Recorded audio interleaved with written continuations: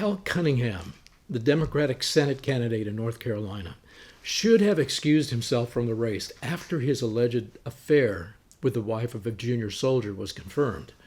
As an Army judge and as a lieutenant colonel, he very well knows that this infidelity is a kind of betrayal which brings discredit on himself and on the Army. Adultery is wrong. Adultery is illegal. And it's illegal because it's wrong.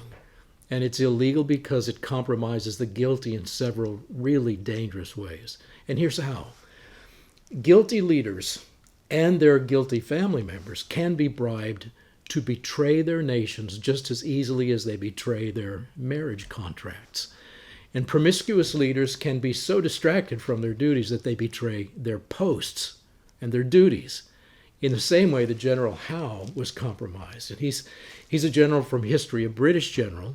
He was diverted by his mistress, Mrs. Loring, the wife of one of Howe's junior officers during the War of Independence. Now, fortunately, Howe was a general on the side of the Redcoats, and his affair really ruined his ability to wage effective war against the Americans. He was greatly distracted.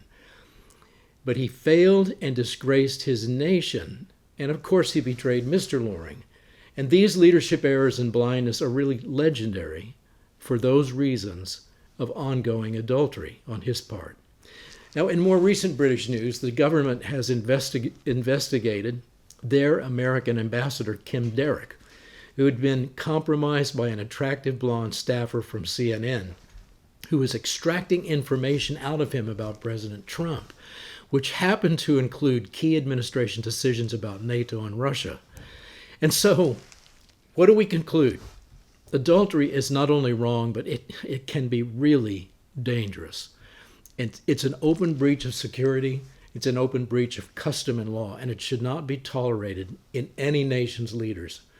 Or in the case of Joe Biden, it should not be tolerated in any of their wild and careless sons.